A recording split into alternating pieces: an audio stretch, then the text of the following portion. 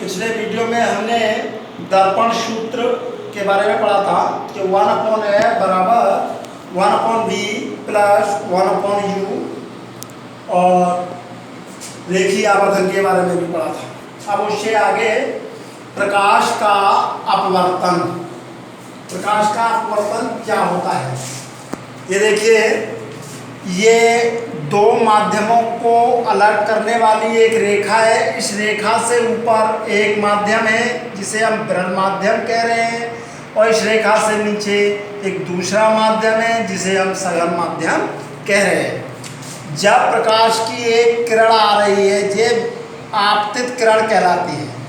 आने वाली किरण को आपतित किरण, और जिस बिंदु पर आकर के टकराती है उसे आपतन बिंदु। इस आपतन बिंदु पर एक लंब खींच दिया, इसको कहेंगे हम अभिलंब। अब ये प्रकाश की किरण क्या होगा? ये दो माध्यमों को अलग कर रही है। इससे ऊपर एक माध्यम है, इससे नीचे दूसरा माध्यम है। तो जब एक माध्यम से दूसरे माध्यम में ये पार होकर के जाएगी तो इसको जाना तो चाहिए कायदे से तो सीधे ऐसे, परंतु होता क्या है कि ये किरण सीधी न जाकर के या तो ये अभिलंब की ओर झुक जाती है। ये वाला पूरा हमारा अभिलंब है, ये अभिलंब की ओर झुक जाती है, या फिर अभिलंब से दूर हट जाती है, अर्थात अपने मार्ग से विचलित हो जाती है। इस घटना को प्रकाश का अपवर्तन कहते हैं। आपतित किरण और अभिलंब के बीच बने कोण को आपतन कोण कहते हैं। आपतन कोण। आपतन कोण की परिभाषा वही कि आपतित किरण और अभिलंब के बीच बने कोण को आपतन कोण कहते हैं, और इसे स्मॉल आई से व्यक्त करते हैं। ऐसे जो किरण निकल के चली गई उसको कहेंगे अपवर्तित किरण। और अपवर्तित किरण और अभिलंब, इन दोनों के बीच में जो कोण बनना है इसको कहेंगे अपवर्तन कोण, और इसको काय से व्यक्त करेंगे? स्मॉल आर से।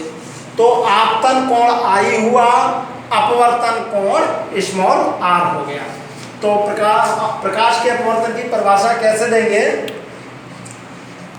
जब प्रकाश की किरण एक माध्यम से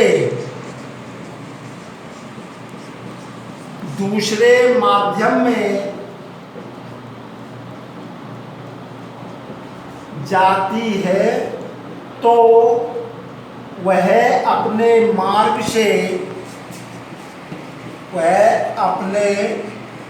मार्ग से विचलित हो जाती है। इस घटना को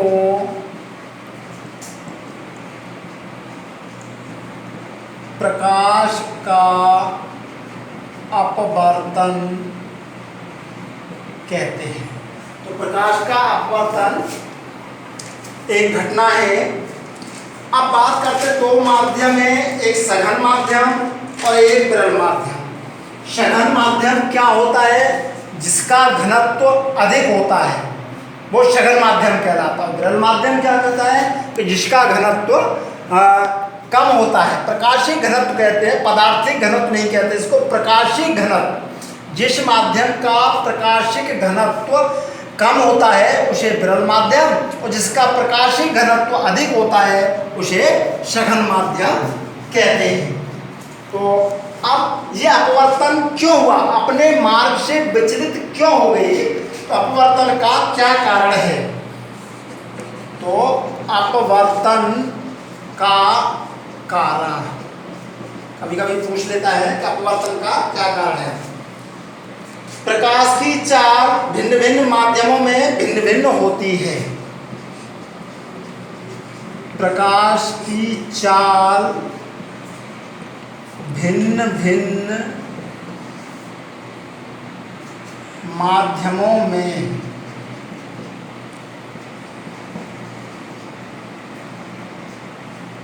भिन्न भिन्न होती है। जब प्रकाश एक माध्यम से दूसरे माध्यम में जाता है, जब प्रकाश एक माध्यम से दूसरे माध्यम में जाता है तो उसकी चाल बदल जाती है। तो उसकी चाल बदल जाती है, जिससे वह अभिलंब की ओर झुक जाती है या अभिलंब से दूर हट जाती है, जिससे प्रकाश की किरण अभिलंब की ओर झुक जाती है या अभिलंब से दूर हट जाती है और वह विचलित हो जाती है।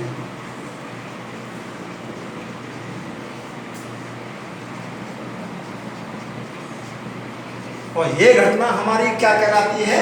प्रकाश का अपवर्तन कहलाती है। तो ये तो बात हुई प्रकाश का अपवर्तन क्या है और अपवर्तन का क्या कारण है, आपतन कोण क्या होता है, अपवर्तन कोण क्या होता है।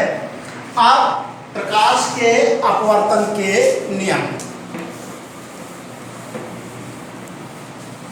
प्रकाश के अपवर्तन के नियम देखते हैं। जिस प्रकार से हमने परावर्तन के नियम पढ़े थे, उसी प्रकार से प्रकाश के अपवर्तन के नियम, इसके दो नियम हैं। पहला नियम आपतन कोण, आपतित किरण, आपतित किरण, अपवर्तित किरण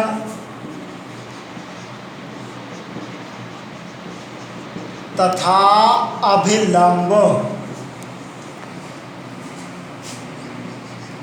तीनों एक ही तल में होते हैं, एक ही तल में होते हैं। पहला नियम क्या है?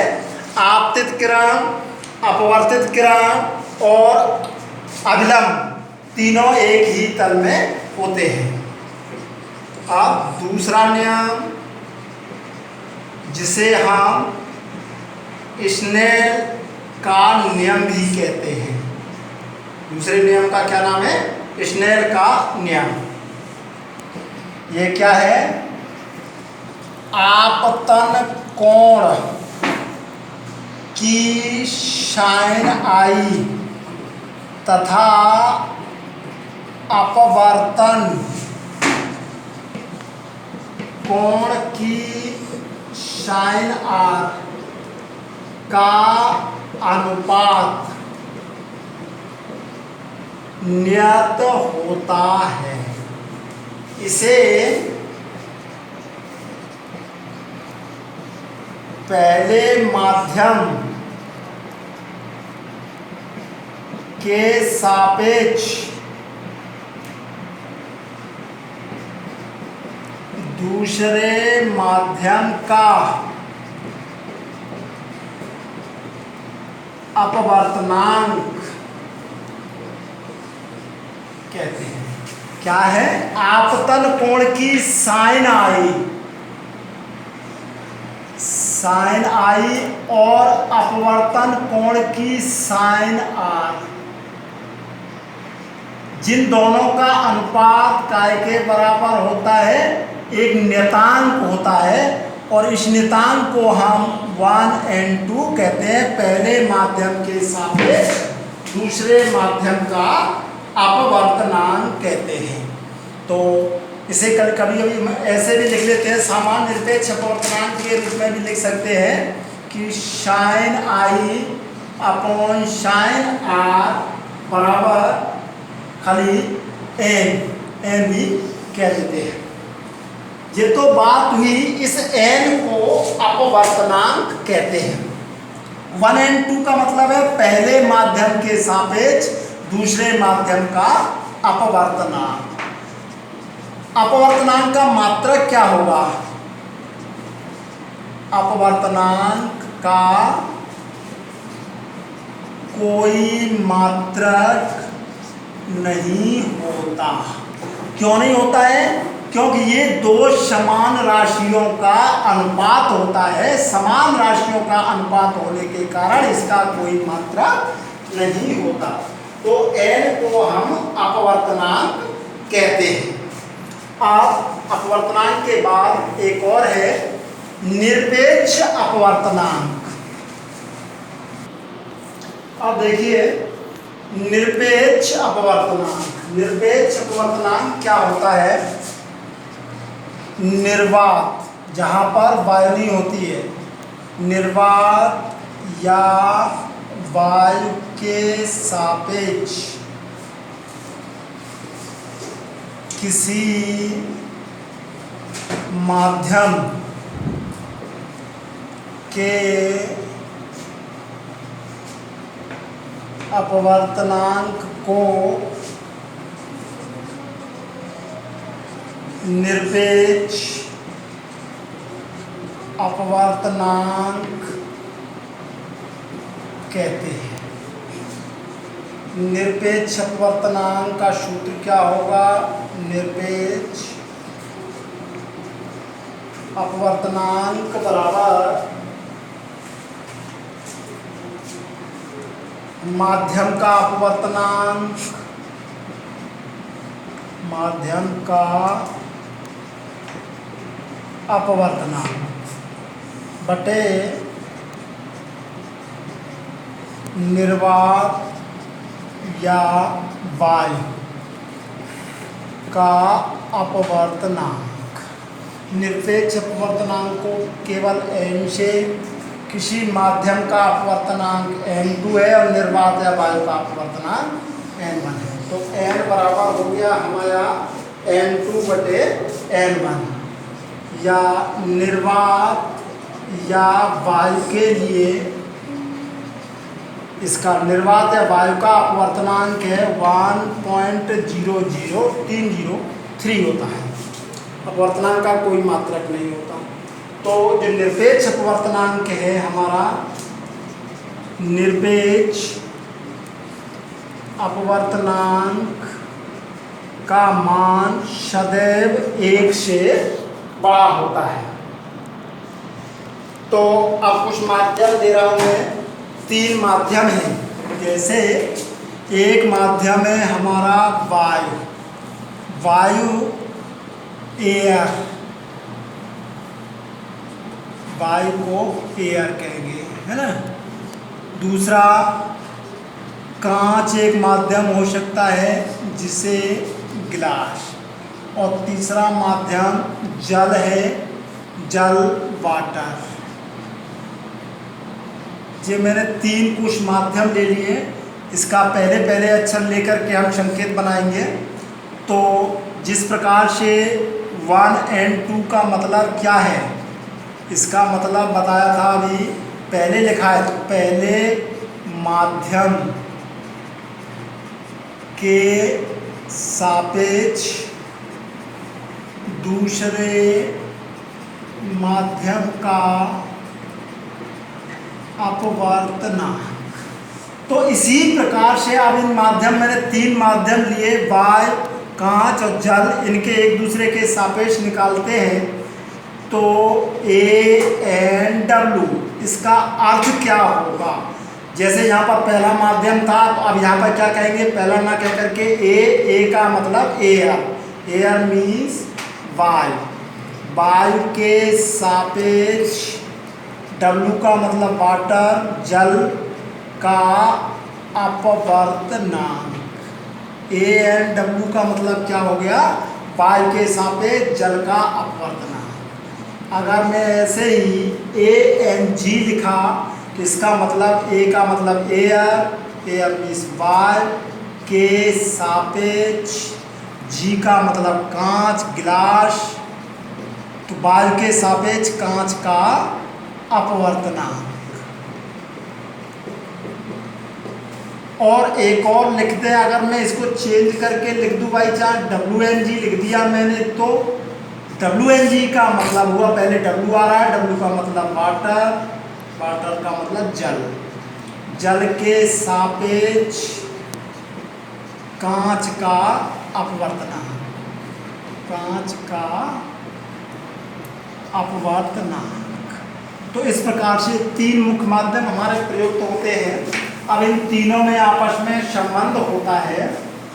तीनों में संबंध क्या है? इन तीनों का गुणनफल ANW into WNG into GNA, तीनों का गुणनफल एक होता है।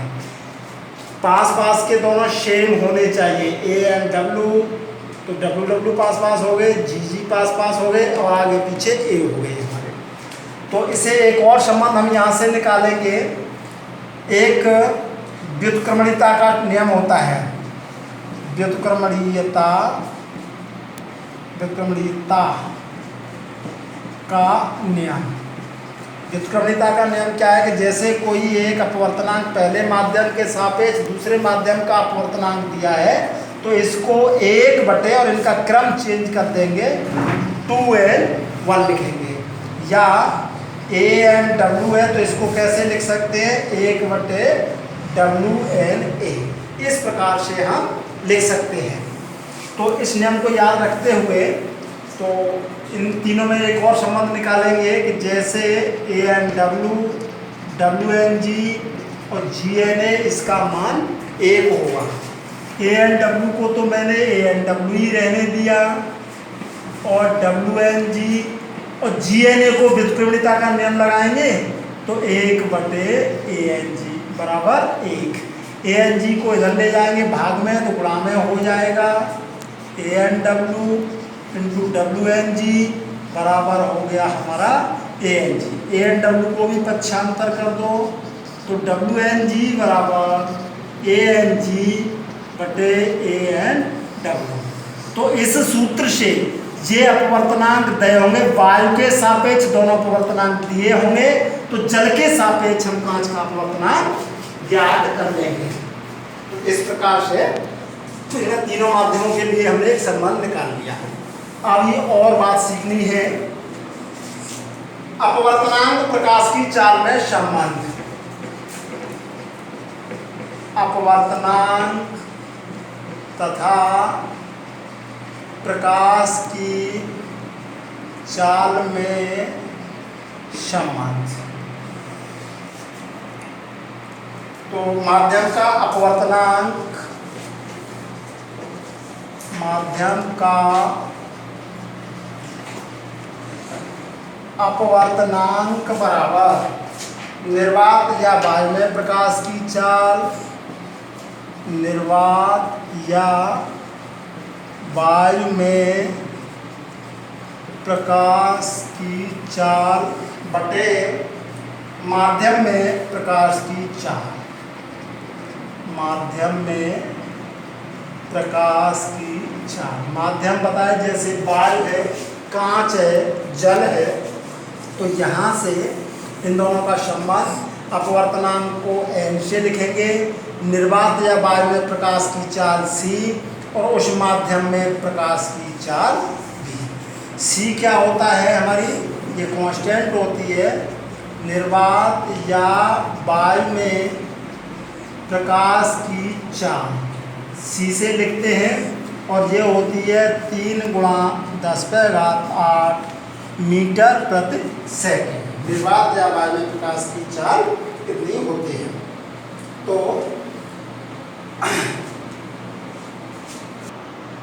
अब देखिए कुछ माध्यमों के अपवर्तनांक, कुछ माध्यम है इनके अपवर्तनांक। तो एक तरफ हम माध्यम और उनके अपवर्तनांक।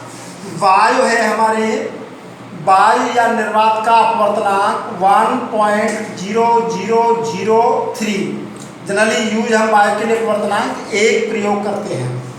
बर्फ होती है हमारी ठोस बर्फ, बर्फ का अपवर्तनांक 1.31 होता है। तीसरा जल है, शुद्ध जल का अपवर्तनांक 1.33 होता है। जल का अपवर्तनांक 1.33। एल्कोहल है हमारी, एल्कोहल का अपवर्तनांक 1.36 होता है। केरोसिन या मिट्टी का तेल भी कहते हैं जिसे यहाँ, मिट्टी के तेल का अपवर्तनांक 1.44 होता है। क्राउन कांच जिससे चश्मे वगैरह बनाए जाते हैं, उसका कांच का अपवर्तनांक 1.52 होता है। और नमक जो खाते हैं, नमक का अपवर्तनांक 1.54। और हीरा डायमंड है, उसका अपवर्तनांक बहुत अधिक होता है, 2.42 होता है। इसी अधिक अपवर्तनांक के कारण ही हीरा हमें बहुत चमकदार दिखाई देता है। तो इनमें हम माध्यमों में देख रहे हैं कि जल का, वायु का अपवर्तनांक 1 के लगभग होता है, बाकी के बर्फ का अपवर्तनांक उससे अधिक, जल का उससे भी अधिक, एल्कोहल का उससे भी अधिक, और मिट्टी के तेल का उससे भी अधिक, कांच का उससे भी अधिक, नमक का उससे भी अधिक, और हीरे का 2.42 होता है। अब अपवर्तन के कुछ उदाहरण देखते हैं कि आकाश में रात्रि के समय तारे हमें टिमटिमाते हुए दिखाई देते हैं। तो वो क्यों दिखाई देते हैं? वो अपवर्तन के कारण ही हमें तारे टिमटिमाते हुए दिखाई देते हैं। या और भी उदाहरण है कि सूर्योदय या सूर्यास्त के समय हमें सूर्य लाल दिखाई देता है। जब सूर्य उगता है या सूर्य छिपता है तो हमें वो लाल दिखाई देता है, वो भी अपवर्तन के कारण ही होता है।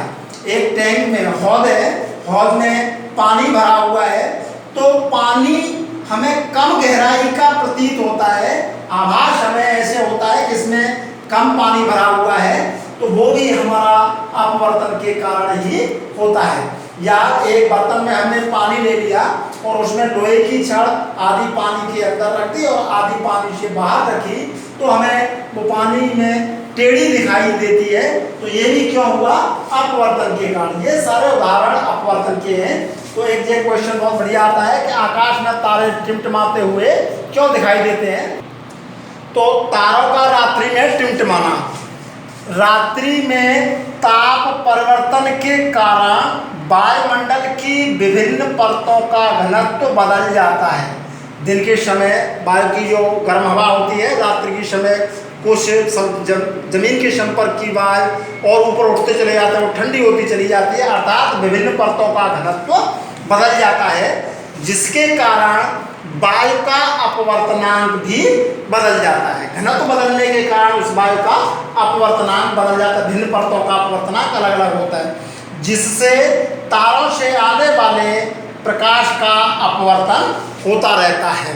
कभी प्रकाश की किरण एक माध्यम से दूसरे माध्यम में जाएगी तो अवलंब से दूर हट जाएगी, फिर कभी अवलंब की ओर झुक जाएगी, फिर दूर हट जाएगी। इस प्रकार से परिवर्तन होता रहता है और तारे हमें टिमटिमाते हुए प्रतीत होते हैं। तो इस प्रकार से ये अपवर्तन की बातें आज हमने पढ़ी। अभी इसके कुछ आंकिक सवाल मैं करा रहा हूँ। एक सवाल देखिए, यदि शुद्ध जल का अपवर्तनांक 1.33 है तथा वायु में प्रकाश की चाल 3 × 10⁸ मीटर पर सेकंड है, तो जल में प्रकाश की चाल ज्ञात करो। क्या क्या दिया है उसको संकेतों में लिखिए।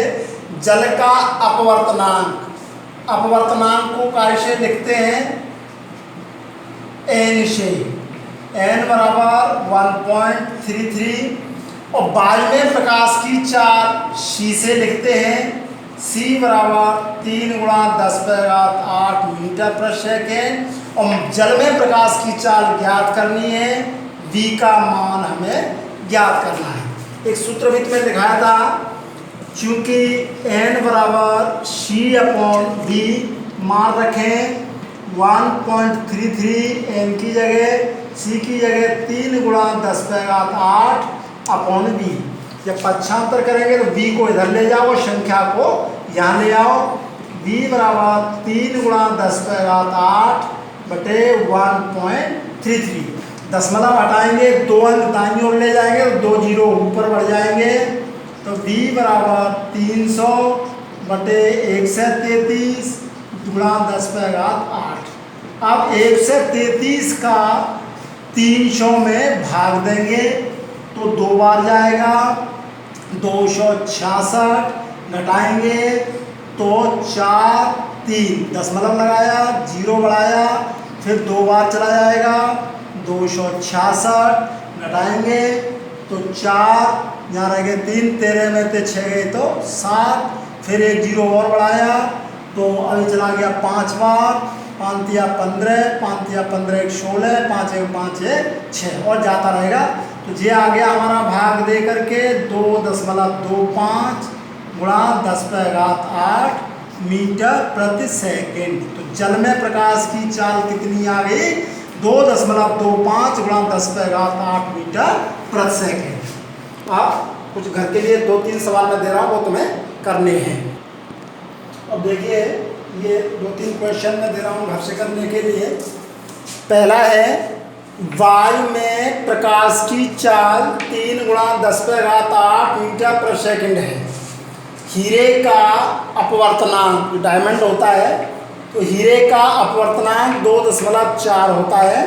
तो हीरे में प्रकाश की चाल ज्ञात करो, पहला सवाल। इसी प्रकार दूसरा है, प्रकाश वायु से 1.5 अपवर्तनांक की कांच की प्लेट में प्रवेश करता है, तो कांच में प्रकाश की चाल ज्ञात करो। वायु में प्रकाश की चाल 3 गुणा 10⁻8 मीटर प्रति सेकेंड है। इस प्रकार का एक सवाल मैंने करा दिया है, ये 2 सवाल तुम्हें करने हैं। तीसरा सवाल, वायु के सापेक्ष जल का तथा वायु के ही सापेक्ष कांच के अपवर्तनांक 1/3 तथा 5/2 है, तो जल के सापेक्ष कांच का अपवर्तनांक ज्ञात करो। देखिए, मैं थोड़ा बता दे रहा हूँ। वायु के सापेक्ष पहले जल का अपवर्तनांक, अभी संकेत बताए थे, वायु के सापेक्ष जल का अपवर्तनांक ANW कितना दिया? पहला वाला मान 1/3। फिर वायु के सापेक्ष कांच का अपवर्तनांक दूसरा वाला, वायु के सापेक्ष कांच के अपवर्तनांक को ANG 5/2। तो हमें जल के सापेक्ष कांच का अपवर्तनांक, जल के सापेक्ष कांच का अपवर्तनांक WNG ज्ञात करना है। सूत्र लगाएंगे और मान रख करके हल करेंगे। शेष अगले वीडियो में बात करते हैं। नेक्स्ट।